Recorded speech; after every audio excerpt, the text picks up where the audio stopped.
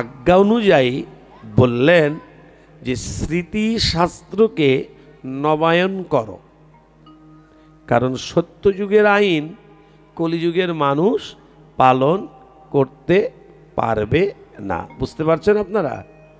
কি বাবা মায়েদের কি বোধগম্য হচ্ছে? সত্যযুগের আইন কলিযুগের মানুষ পালবে কি করে? তখন আয়ু বেশি ছিল, খাবার ভালো ছিল। তাই আমার পতিত পাবন পরম দয়াল মহাপ্রভু বললেন, একটু শার্টকাট লিখে দাও, নিতাই গৌর হরি বল। তখন ন্যায়রত্নভূষণ এই কোটালীপাড়ার বিশিষ্ট পণ্ডিত তখন মহাপ্রভুর চরণে বলেছিলেন, শাস্ত্রকে এমন করা হচ্ছে কেন? বিতর্ক হয়েছিল কাশীধামে। মহাপ্রভু যে সাক্ষাৎ ভগবান তো জানতে পেরেছিলেন না। যখন বুঝতে পারলেন, বললেন, আমার অপরাধ হয়েছে, ক্ষমা করে দিন। আমি সকালবেলায় জপ তপের পর সদ্গ্রন্থ পাঠ করি, এটা আমার অভ্যাস। তাই এই কথাটা আমার স্মরণ হয়ে গেল, সেই কোটালীপাড়া, এটাই গৌর হরি বল। তা গতবার এসেছিলাম, এবারও আমি বিভিন্ন জায়গায় গিয়ে, কামাখ্যায় গিয়েও বলেছি। বলে, তাই তোমাদের বাড়ি বাংলাদেশ? বলে, হ্যাঁ, আমার জন্মস্থান বাংলাদেশ। নিতাই গৌর হরি বল। তো ধন্য এই ভূমি, এই ভূমি ধন্য। বলে না যে আমরা আজকে যে বৃন্দাবন যাই, নবদ্বীপ যাই, পুরী যাই, কাশী যাই, সেই সাধুর কৃপা, একজন ভক্তের কৃপায় সেটা ধাম হয়েছে। নিতাই গৌর হরি বল। তো হরিভক্তি বিলাস নবায়ন স্মৃতি বলা হয়। এই নবায়ন স্মৃতি প্রথমে বললেন একদম না খেয়ে থাকতে হবে। দ্বিতীয় বললেন যে কলিযুগের মানুষ তো পারবে না, কি করবে? বলেন, রোগী রোগী ভোগী, রোগী ভোগী শিশুদের পক্ষে অনুকল্প বিদ্যায়ন। কথাটা শোনেন, রোগী, কলিযুগের প্রত্যেকটি মানুষ কিন্তু রোগী। আমাদের ডাক্তার বাবা ভালো জানে, কলিযুগের এমন কোনো মানুষ নেই যে সে রোগী না। আর কিছু না, গ্যাসের ওষুধ আর প্রেশারের ওষুধ পকেটে থাকেই। নিতাই গৌর হরি বল। হরিনাম করুক আর না করুক, এগুলো থাকেই। আর ব্যথা, কলিযুগের সমস্ত মানুষগুলো হলো রোগী। তারপরে কি বললেন? রোগী ভোগী। এই যে আমি সাধুর ড্রেস পরেছি, আমিও ভোগী। আমারও লোভ আছে, টাকা কম দিলে গালাগালি দিতে যাবো আমি, নাকি যাব না? যদি আমার একটু খাওয়া দাওয়া খারাপ হয়, রাধেশ্যামের বাড়ি গিয়েছিলাম, ইত্যাদি ইত্যাদি। ভোগবাসনা, কলিযুগের মানুষের ভোগবাসনায় একদম পরিপূর্ণ। বললেন, জিহ্বার লালসা, ইতি উতি ধাই। দুটো জিহ্বা, এই দুটো জিহ্বাকে যিনি কন্ট্রোল করতে পারেন, এই দুটো জিহ্বাকে যিনি নিজের করতে পারেন, বললেন, জিহ্বার লালসা, ইতি উতি ধাই, শিষ্ণদর পরায়ণ, কৃষ্ণ নাহি পায়। এত জপ করছি, এত তপ করছি, তা গোবিন্দের সঙ্গে আমার দেখা হচ্ছে না কেন?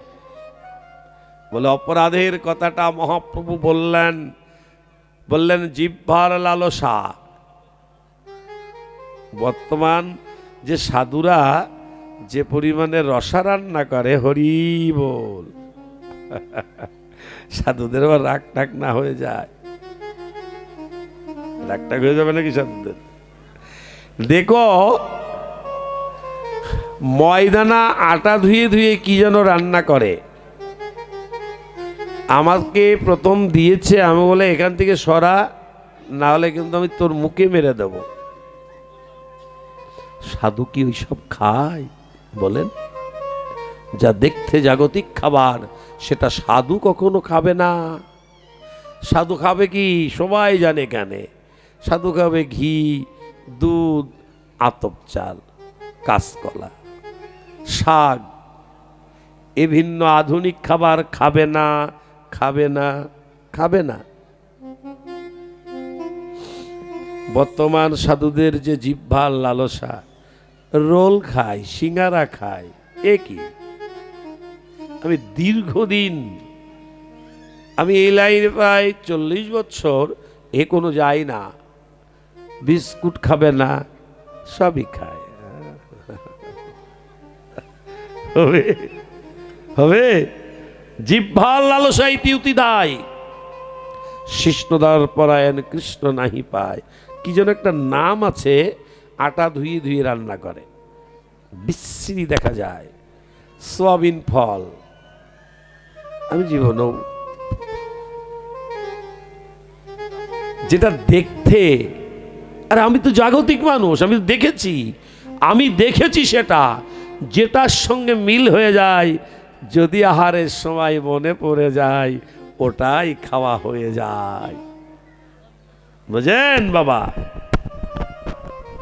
তাই সাধুর খাবার বললেন, আহার শুদ্ধ হলে চিত্ত শুদ্ধ হয়, মানে মন শুদ্ধ হয় আহার শুদ্ধ হলে।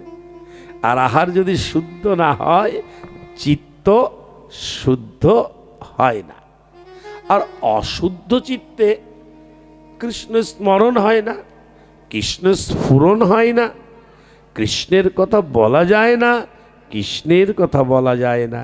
দেখেন আমাদের এখানে সবাই হিন্দু, আপনারা জানেন, যে কোনো শুভকর্ম, পুজো পাঠ যাই করতে গেলে একটা কথা আছে, আমাদের পৌরাণিক স্মৃতি, সেই পৌরাণিক স্মৃতিশাস্ত্রে আছে যে যে কোনো কিছু করতে গেলে আগের দিন সংযম থাকতে হয়, আছে না?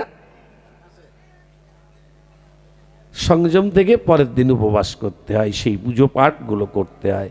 কেন আমাদের বৈদিক ঋষিগণ এই সংযমের ব্যবস্থা করেছেন? আপনি যত সংযম জীবনযাপন করবেন, যত নিজেকে তৈরি করবেন, নিজেকে যত যত বেশি বেশি তৈরি করবেন, তত তত বেশি বেশি স্মরণ হবে আপনার। আপনার ভিতরে তো তিনি আছেন, তাকে স্মরণ করা আপনার একান্ত কর্তব্য। দ্বিতীয় শ্লোকেই এই কথাটা বললেন, রোগী ভোগী, কলিযুগের প্রত্যেকটি মানুষ ভোগ বাসনায় ব্যস্ত হয়ে আছে, তারা প্রত্যেকটি মানুষ ভোগী। এবার বললেন, শিশুদের পক্ষে অনুকল্প বিদ্যায়ের, কলিযুগের মানুষ প্রত্যেকেই শিশু সুলভ। এবেলায় একটা কথা বললো, বলা মনে থাকে না, থাকে? গুরুদেব, সাধু, গুরু, বৈষ্ণব, শাস্ত্র, শ্রী বিগ্রহ, তুলসী দেবী, ভাগবতম, এই যে সবাই আমাকে বলছে, সবাই বলছে তুমি কৃষ্ণমুখী হও, কৃষ্ণমুখী হও। আমি তো হচ্ছি না। যেমন একটা ওই পাশে বাচ্চারা কথা বলছে, ওদের একবার না, আজকে ধরেন সারা রাত্রির বলবেন, কিছুক্ষণ থেমে থাকবে, আবারও করবে। কি বাবা, ঠিক আছে না? হ্যাঁ, শাস্ত্রের কথাটা অল্প একটু শুনুন, আমরা লীলায় যাব। তা বললেন, শিশুদের পক্ষে অনুকল্প বিদ্যায়ত। এই যে তিন ধরনের মানুষ কলিযুগে, তাই পতিত পাবন গৌর হরি বললেন অনুকল্প সেবা করবে। বলে অনুকল্পটা কি? তুমি যে 3 বার খাও, 2 বার খাও, কি মায়েরা কয়বার খাও? 2 বার না 3 বার? যে কয়বার খাও একাদশীর দিন, তার 3 ভাগের 1 ভাগ খাবে। তা আবার কি খাবে? পঞ্চ রবি শস্য, পঞ্চশস্য না কিন্তু, পঞ্চ রবি শস্য। পদ্ম পুরাণে বললেন পঞ্চ রবি শস্য, ধান, গম, যব, তেল জাতীয়, ডাল জাতীয় পরিত্যাগ করে কৃষ্ণ নাম জপ করে করে, কৃষ্ণ নাম কীর্তন করে করে, গোবিন্দের চরণে ফুল তুলসী দিতে দিতে, গৌর গোবিন্দের ফুলের মালা গেঁথে গেঁথে, আজকে মালা গেঁথেছেন? গাঁথেননি। আজকে হরিবাসরে ফুলের মালা গেথে গৌরার গোবিন্দের গলায় দিয়ে যদি নয়ন ভরে একবার যদি গোবিন্দের বদন দর্শন করা যায়, বোঝেন? মালা গাঁথেন নি আজকে আপনারা, বাবারা তো বলবে আমরা কি ওইসব করি না, কি কারণ না বাবারা কি বলেন, আর মারা বলে বোঝেন না তো বাবা, ধান এসে গিয়েছে ধান। রাধা কৃষ্ণ প্রাণমোর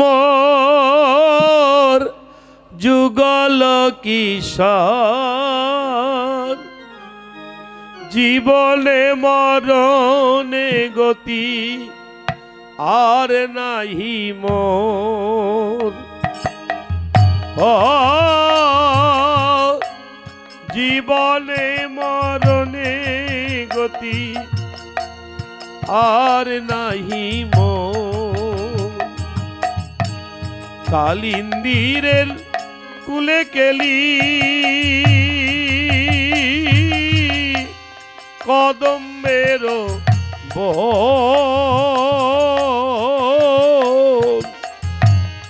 রত্নবেদী সিংহাসনে বসাবো দুজন। ও এই রত্নবেদী সিংহাসনে বসাবো দুজন। শ্যাম গৌরী অঙ্গে দিব চুয়া চন্দনেরই গন্ধ। শ্যাম গৌরী অঙ্গে দিব চুয়া চন্দনেরই গন্ধ। গাথিয়ামা লতির মালা পরাবো দুজন। গাথিয়ামা লতির মালা পরাবো দুজন। ও মায়েরা, ও বাবারা, বাজাও। জীবনে কি একদিন একটা মালা গেথে রাধা গোবিন্দের গলায় দিয়েছেন? কারো হাত উঁচু করা লাগবে না, এইখানে প্রশ্ন করুন, জীবনে কি রাধা গোবিন্দের গলায়, নিতাই গৌরের গলায় কি একটা ফুলের মালা তৈরি করে দিয়েছেন? দেবেন। আজকে ভাগবত পাঠে শুনে যান, দেবেন, একদিন হলেও দেবেন। আর একাদশীর দিন তো দিতেই হয়, একাদশীর দিন তো দিতেই হবে আপনাকে, নাহলে আপনার ভজন নষ্ট হয়ে যাবে। একাদশীর দিন তুলসীর মালা গাঁথতে হয়, এই তুলসী মঞ্জুরি কেটে কেটে মালা গাঁথতে হয়। ভগবানের সবচাইতে শ্রেষ্ঠ সেবা এই ফুলের মালা পরানো। নিতাই গৌর হরি বল। এখন হিন্দুদের বাড়ি ফুল গাছ নেই, আম গাছ আর ওই যে কি গাছ জানো, মেহগনি গাছ লাগায়, ফুল গাছ লাগায় না। হিন্দু বাড়িতে এখন গোমাতা পালন করে না, ছাগল মাতা পালন করে।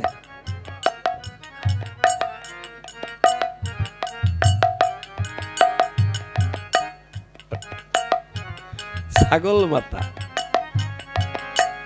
গোমাতা পালন করে না।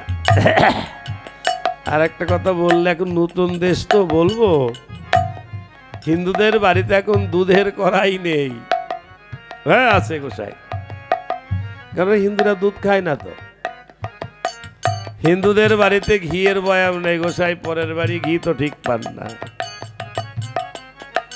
হিন্দু এখন দুধ খায় না, ঘি খায় না, ফুল তোলে না, তুলসী তোলে না, বেল গাছ নিম গাছ বাড়িতে রাখে না। এ কি হিন্দু বাড়ি? বলেন, হিন্দু সকালবেলা ঘুম থেকে উঠে সূর্যদেবের প্রণাম করে না। এখানে দুটো কারণ, এদানিং সবাই তো হরে কৃষ্ণ কয়, সব বৈষ্ণব হয়ে গেছে, বলে বৈষ্ণবদের ওই সূর্য প্রণাম করা লাগে না। হরি বল।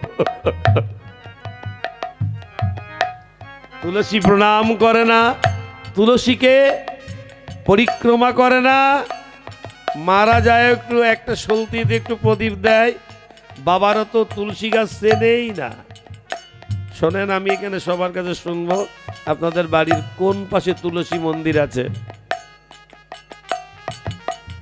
আরম্ভ হয়ে যাবে। কি বাবাজি? ম্যাক্সিমাম বাবাজি বলতে পারবে না যে তুলসী গাছ কোন দিক। আবার যদি বলা যায়, এবার আরো বিপদ, যে আপনারা তো সবাই তুলসী দেবীর প্রণাম মন্ত্রটা কি মুখস্থ করেছেন? তাহলে রাখেন রাখেন রাখেন।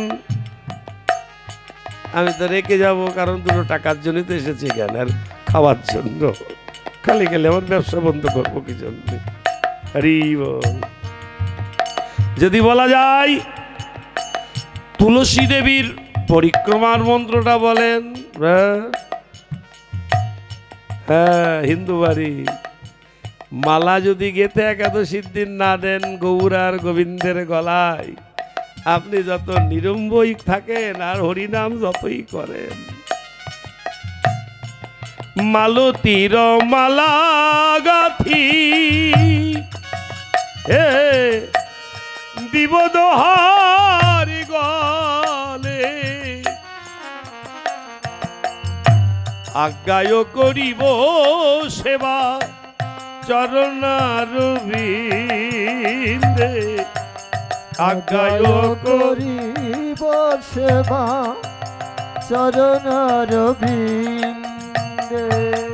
আর ললিতাবি সখা সখী